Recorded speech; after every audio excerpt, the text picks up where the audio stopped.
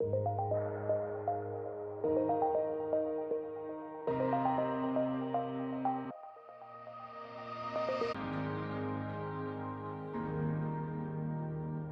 thanks very much for that great introduction. What I'm going to do is talk a little bit about the international system and how to think about some of the challenges that we have. And then I was asked to talk about global hotspots. There are a lot of them. So what I'm going to do is pick three. And my intention is to talk to you a little bit about how, as a policymaker, one might be thinking about those hotspots today, as opposed to as an analyst, where you get to sit and think, okay, what is the cause of the Korean problem and so forth. As a policymaker, you actually have to do something about it. And so I'll talk to you about three: North Korea, Venezuela, and China, how to think about China. I'm going to start with a few comments, though, about the international system. And then, by the way, I'm going to leave time for Q&A. I am a professor. If nobody raises their hand, I will call on somebody. So get your questions ready. All right, so it's easy to think that we've just got a lot of crises going on in the world. We've got a crisis in Syria, a crisis in Ukraine, a crisis in Venezuela. But I want to suggest to you that actually what we have happening is that we're seeing a little bit of the breakdown of the international system as we've come to know it. So first, let's talk about what that system consisted of. So the international system that I'm talking about, some people refer to it as the international liberal order. It was a system that was built by the United States and its allies after World War II, as World War II was winding down. And it had two important elements. It had one important fact. The first important element was that they sought to build an international economy that was an open international economy, one in which the international economy would not be a zero-sum game. It would rather be a positive-sum game. Everybody could benefit. Now, they were haunted by what had happened after World War I, when countries had engaged in beggar-thy-neighbor trading policies. They'd engaged in protectionism, currency manipulation, closed off themselves from one another. There'd been violent conflict over resources. And they thought, well, we can do better than that. If we can create an open international economy where everybody can prosper, it will also be a more peaceful world. They set out then to build great institutions. The International Monetary Fund, which was one of the so-called Bretton Woods institutions, put there so that you could bring monetary policies back in, or currencies back into some kind of relationship between one another. So a way to deal with exchange rates. They built a World Bank. At the time, it was called the International Bank for Reconstruction and Development. It was really a place where countries that had been devastated in the war were supposed to go to capitalize the rebuilding of their countries. But of course, it would later on become the World Bank, and it became a place where countries, for instance, coming out of colonialism, could also go to capitalize development. But perhaps most remarkably, they built something called the General Agreement on Tariffs and Trade. And this was not really a trade agreement. It was a series of rules of the road about how countries could trade freely. And the idea was that if every country kind of found its place in the international economy, and you had different countries with different assets in the international economy, it would function as a whole very well, and you would get international economic growth, an expanding international economic pie, not one that was fixed where if I am doing well, you have to be doing badly, right? So that was the idea. The only thing they weren't able to include in the General Agreement on Tariffs and Trade was agriculture. To this day, agriculture is one of the most protected segments in all of the international economy. They would later create the World Trade Organization, which would include agriculture to a certain extent. But this system worked really, really brilliantly. It worked so well that when the Soviet Union collapses in 1991, the countries of Eastern Europe become a part of this free trading, open economies, capital flows that are across boundaries.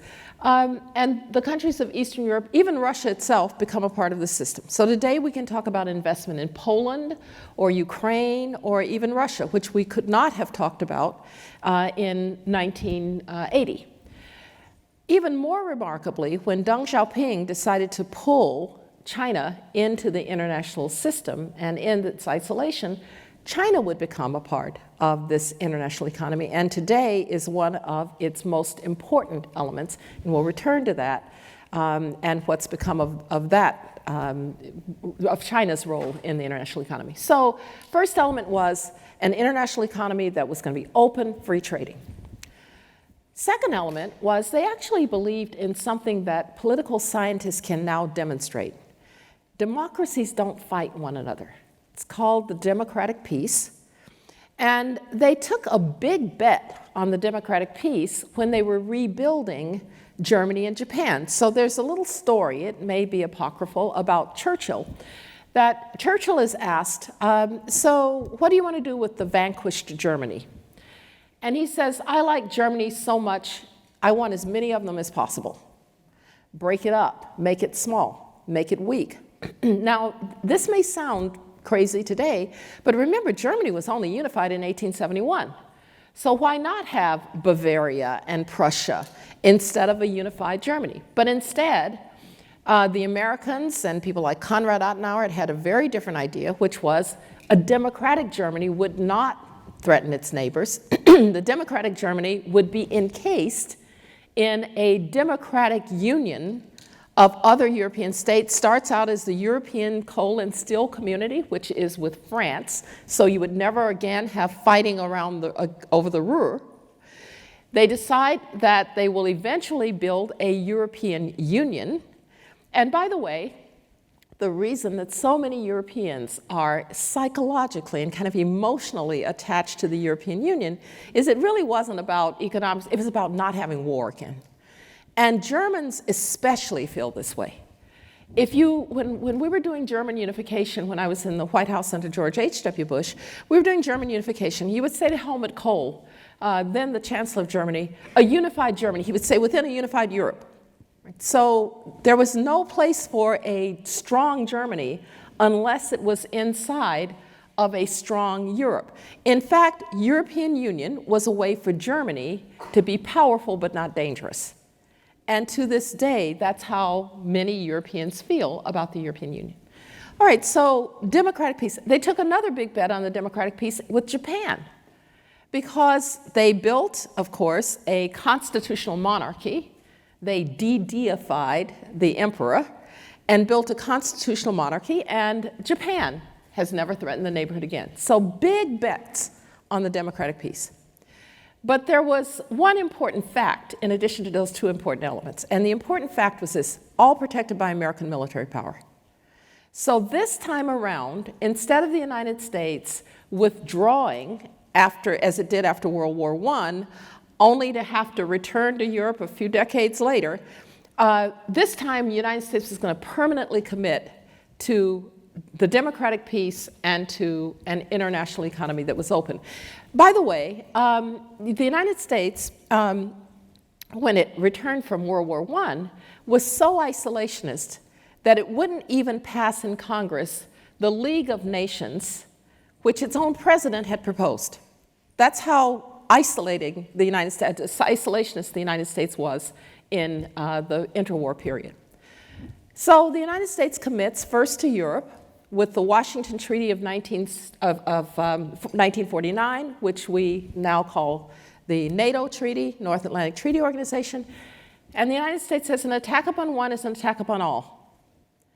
Now, this means we will trade, if necessary, Washington for London. Even more remarkable that in 1949, the Soviet Union explodes a nuclear weapon 5 years ahead of schedule. So this is kind of, again, a big bet that the United States is willing to take. Ironically, and this is just a sort of aside, I was National Security Advisor on September 11th. Does anyone know the only time Article 5 was actually put into force? September 11th. The entire history of NATO, never put into force. Nobody ever dreamed that when Article 5 was triggered, an attack upon one is an attack upon all. It would be for the United States, not the other way around. But in 1949, it seemed clear that you were trying to deter the Soviet Union. So that's what happens. Then, take a same bet again on Japan. Defense treaty with Japan allows Japan to have only self-defense forces, which basically don't leave Japan. And that means now that Japan will never be a threat again to the neighborhood. So the American umbrella extends to Europe, to Japan. It will later extend to Korea after the Korean War breaks out.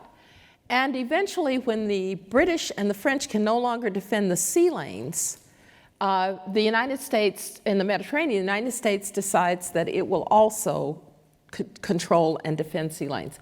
So American military umbrella over free markets, free peoples. And that's the system that's put in place. That system works splendidly, but it turns out it has a couple of flaws. And now you're seeing pressures on that system from three separate points, three separate elements. The first element is what happened on September 11th. I was a national security advisor. I can tell you if what happened on September 11th every day after seemed like September 12th. I kind of remember the first moments when my assistant came in. He was a military officer, said a plane had hit the World Trade Center. I thought, well, that's a strange accident. I called President Bush, who you might know was at a children's event in Florida, and he said, strange accident, keep me apprised. And a few minutes later, they said a second plane had hit the World Trade Center. Now we knew it was a terrorist attack. And at that point, I went into the Situation Room. I was going to call the other national security principals. Colin Powell was actually in Peru. They said that George Tenet, the CIA director, had already gone to a bunker at the CIA. They said, we can't reach Secretary Rumsfeld. His phone is just ringing and ringing and ringing. We looked behind us on television, a plane had hit the Pentagon.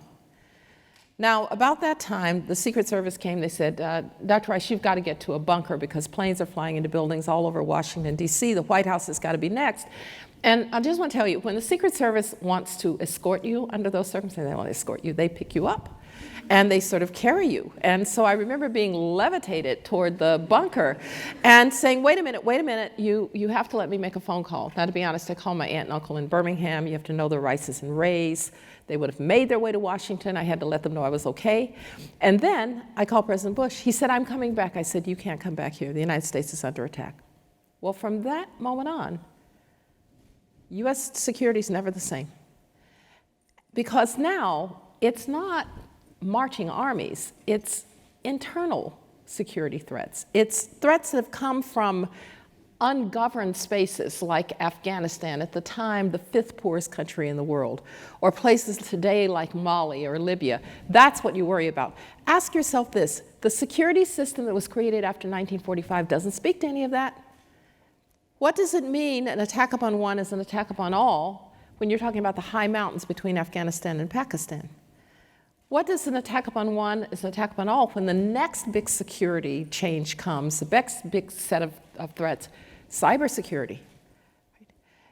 Nobody thought of that in 1949. And of course, cybersecurity brings a particularly difficult issue of what constitutes war. So in 2007, I got a phone call from the president of Estonia. Estonia thought of itself as an e-country. They do everything online. They do their budgets online. They do voting online. They communicate online. The Russians just shut them down. Just shut them down one day. Is that an attack upon one is an attack upon all? Is that Article 5? They're a member of NATO. And so all of a sudden, the security framework has shifted dramatically. So that's the first challenge. The second big challenge is, let's just call it great powers behaving badly. The Russians, right? So I know Vladimir Putin. I spent a lot of time with Vladimir Putin. He kind of liked me at one point. I was a Russianist, and he said to me once, he said, Condi, you know us. Russia has only been great when it's been ruled by great men, like Peter the Great and Alexander the Second. Now, every bone in your body wants to say, and do you mean Vladimir the Great? But of course, you can't do that. You're Secretary of State. That would be rude. So, but it's who he thinks he is. He's reuniting the Russian people in greatness. He's overcoming the humiliation of the end of the Cold War, the collapse of the Soviet Union. He was a young KGB officer in East Germany when Germany unified. And so for him, this is kind of personal. And so be it if you have to support a bloody dictator in Syria or take your neighbor's territory in Crimea. You are now able to reestablish Russia as great again. The problem is Russia's a declining power. So what does it use to establish its greatness? The only thing it's got going for it is military power and its disruptive capability. Because when's the last time you bought anything made in Moscow that wasn't made from petroleum? And don't say vodka, that's now made in France. And so the question was how to deal with a declining power that still has a lot of disruptive capability. And we've done it variably, sometimes well, sometimes not so well, but Russia is a challenge. I'm going to come back to the other big challenge, the other great power, which is China, because China is a rising power. And that's a whole different problem than dealing with a declining power. But I want to turn briefly now to the other big challenge. And that is, in some ways, a bigger challenge than great powers behaving badly or new security threats. It is the return of what I've called the four horsemen of the apocalypse: populism, nativism, isolationism, and protectionism. Now, I didn't say nationalism. I said nativism. Because what all of this drives from is a desire to create an other out there. Populists are very good at telling you why you didn't succeed, and it's always an other. And by the way, robots don't make good others. We know that one of the reasons that there's so much job dislocation isn't necessarily, some of it is because of trade, all right? If you are a coal miner in West Virginia or a steel worker in Pennsylvania, you have certainly experienced disruption or dislocation because the product, the manufacturer of the product has gone to places with cheaper labor, no doubt about that. But an awful lot of the displacement is actually because of technology and automation. And that's where the big challenge is going to, but robots don't make good others. So it becomes about immigrants, and it becomes about Mexicans, and it becomes about the Chinese. And if you're on the left, it becomes about the big banks. Right? So always remember that populists are always trying to find an explanation for the failure of people or the difficulties of people in the creation of an other. And in different parts of the world, this has taken different forms. In unconsolidated democracies like Poland, it's taken the form of the rise of populists who just basically are Hungary under Orban. It's populists who just don't have much in the way of opposition because weak institutions create too much power in the executive. In some places, like Germany, it's taken the form of the Alternative for Germany, which is a right-wing party in Germany that has its strength in Eastern Germany, which still doesn't quite feel accepted in the unified Germany. It's taken the form in the European Union of Brexit and other events, where the European elites really thought that they were creating a European nation. And you probably know that they talk about the dangers of nationalism. So Europe was supposed to wipe away all that nationalism. Well, they found out something kind of difficult. People actually liked being Polish or being English or being German or being French. And they didn't feel, quote, European. And generally, there's a problem that we're seeing a separation of elites from ordinary people. When I teach at the Graduate School of Business at Stanford, I will inevitably encounter a student of the following character. Born in Brazil, first job, went to college, born in Brazil, went to college someplace at Oxford. First job was actually in Shanghai, now in graduate school at the business school at Stanford. Next job's going to be in Dubai. Move easily around the world, speak a bunch of languages, completely comfortable in changing circumstances. Most people never live more than 25 miles from where they were born. Their aspirations are different, and their opportunities are different, and increasingly in a world in which if you don't have skills, you will fall by the wayside. Their anger has spiked. And somehow, people who believe in globalization, do you know what they're doing? So have you ever been talking to somebody who doesn't speak the language that you speak? So I'm speaking to you and you speak Chinese, let's say. My tendency is to speak louder and slower because maybe you'll understand, even though you don't speak my language. That's how globalization, people who speak about globalization are speaking louder and slower to people who actually did lose, and it's not working. And that's where populists are filling the void. Right? So that's the other big challenge, because they take on directly the international system that was built after World War II. They say, if you're in the United States, President Trump will say, that system disadvantaged the United States. Right? They took advantage of us. And by the way, if you think this is just Donald Trump, read Barack Obama's last interview with Jeffrey Goldberg in The Atlantic, where he says, our allies are just freeloaders. And they got me into that crazy war in Libya, right? So this has been going on for a while because globalization didn't speak to some of the dislocation that globalization produced. So it's a big challenge now.